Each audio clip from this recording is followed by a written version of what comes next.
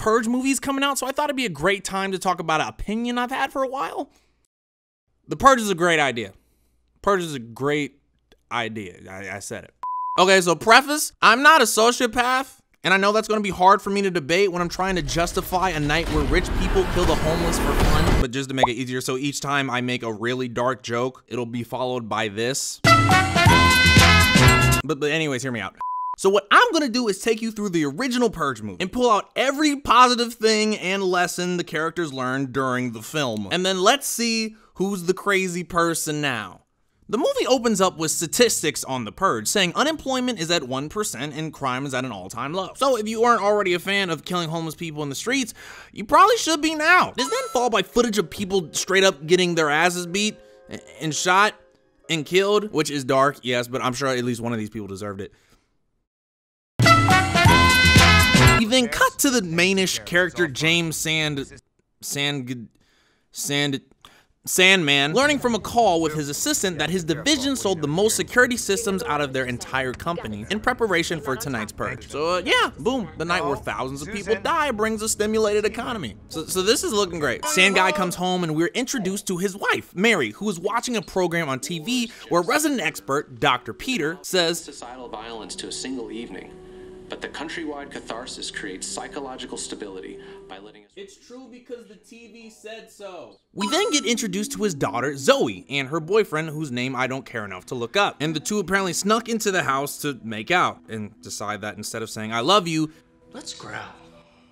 What? What?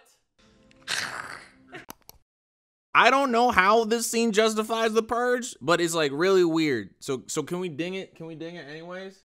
All right, thank you. Cool. Mary then runs into her neighbors while putting flowers outside. Yo, why her face literally looked like a dildo? Her neighbor then gets a little passive aggressive with Mary a couple hours before the Purge, hinting that everyone in the community paid for a security system from them. So let's go on and add community support to the list. But on the more negative side, they feel like they're flaunting it at them, and they all feel used. And it feels like everyone pretty much hates them with a passion. And she's making this clear on the night of the Purge. But then she says, relax, it's just good old neighborhood gossip. Nothing to worry about. You're too sensitive. I think she's gonna try and kill her. Alexa then walks back inside and her son scares her with legitimate intent, like a sociopath would. So I bet after tonight, I doubt he'll be doing that type of anymore. But speaking of emotional growth, a little bit later, they end up at the dinner table and the dad asks his daughter about how her day was and she says, I don't want to do this anymore. It's stupid. Now, while disappointing your parents is something I can typically co-sign on, this girl is a total bitch. So I'm glad the Purge exists. Is she gonna die? Is she gonna become a better person? I don't really care. They then somehow forget what time it was during the most important night of the year and head down to their underground secret rich white people bunker that I'm still not convinced not all rich white people have. James' son then starts to feel a little uneasy, even though he's definitely been through this while being cognitively aware of it at least 5 times, but okay. The dad then explains to his kids that this night saved the country. And based off the stats we've seen and the points I've been divvying out, he's probably right. Anyways, the Purge starts, and the girl ends up going upstairs, and oh shoot, her boyfriend is still in the house, which is a little rapey if you think about it. Why you grab her like that? I was really weak. While the Purge is going on, everyone gets a little productive. James gets productive by listening to the radio, and we hear a criminologist further telling us that killing the homeless is a great idea. What's-her-face gets productive by hitting the treadmill, which if you're like me, where only the fear of death can give you the motivation to work out, is a fantastic idea. And these two get productive by f***ing. Am I gonna get demonetized? But the boyfriend eventually stops it and confides in her his real reason for coming over tonight. I came to see your father.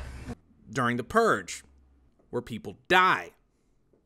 Yo, I think he wants to kill him. But honestly, everybody's really chilling for real. The dad even starts talking about buying a boat. Actually, now that I think about it, why didn't they just get a boat or leave the country? In fact, I'm sure people do that. So increase tourisms in other countries. But of course, peace can't be kept because the son hears a man outside who was shot and wounded and opens up the security to let him in. Boy, what do you do? Stop!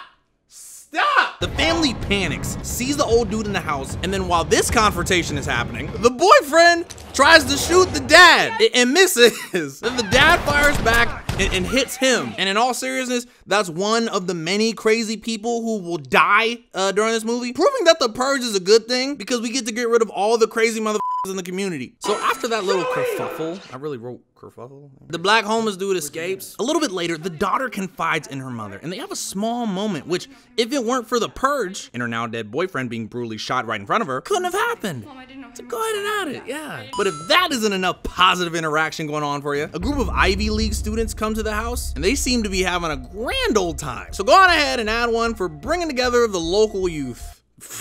Crazy youth, but bringing them together nonetheless. Turns out the crazy Yale students were hunting the black homeless guy. That is a weird sentence because the dude killed one of them, which is good.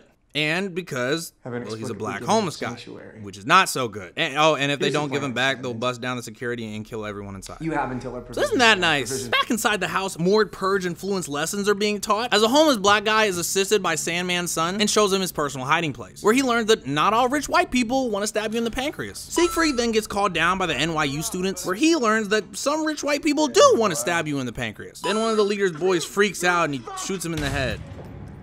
That's a good thing. The camera is then cut to the son, who learns that some rich white people are crazy. Then all of a sudden, his sister pops in front of his dead baby robo body cam thing. I don't know if I mentioned that. He has one of those. It's really weird. And she says she's gonna go hide inside his secret hiding spot. And this makes her learn that she should be a lot smarter when it comes to picking hiding spots. But after the quick tussle, the family brings down black homeless guy and knocks him out. Then, thanks to the purge, Sanddaddy learns the very important lesson that people can wake up after being unconscious. After securing him down, Samden finally gets to speak to his daughter, and we get a moment where he realizes what he's been doing wrong. So if it wasn't for the purge, he would have thought tying up homeless people in his basement was fine. So Daddy-O decides instead of handing him over, they're gonna fight. So in retaliation, the crazy Harvard students break in the house, and the son learns he's bad at hiding. Then Sam Dan comes in and shoots him. And you know, from here on out, it's just a bunch of crazy people getting purged, which I know I've been reaching for this whole video, but I know is a good thing. Like, here goes one, dead. Then these two people who thought walking in like this in a life or death situation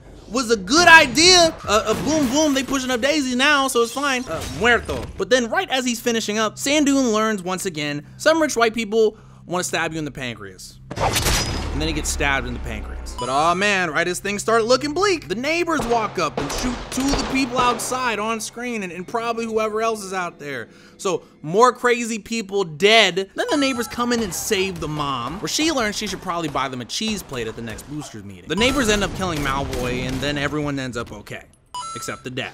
He's bleeding out. But we have a father-daughter bonding moment. And sure, by father, I mean corpse, but bonding nonetheless. So go ahead and add a point. But then just as things are starting to calm down, Shannon learns she should probably return that cheese plate because the neighbors turn their guns on them. See, I told you. All because the neighbors sold them security systems that they bought. But then the black dude comes in and kills one of the crazy people and saves the family. So after all that ruckus, they all sit down by the table and have a good old chat about why they probably shouldn't kill each other. And then Clayface reaches for the gun and gets her head smashed into the glass table, which, thanks to the purge, probably helped her learn she probably shouldn't, try to kill her neighbors. And it was super satisfying. Oh my God. And that's essentially the movie. All right, now the film itself was kind of awful, not gonna lie. But you gotta admit, there's nothing that builds character like a night where your neighbors try to murder you. Okay, but no, in all seriousness, obviously, I don't co-sign with us having a purge. I'm just an absolutely huge contrarian. And if I somehow convince you the purge was an idea,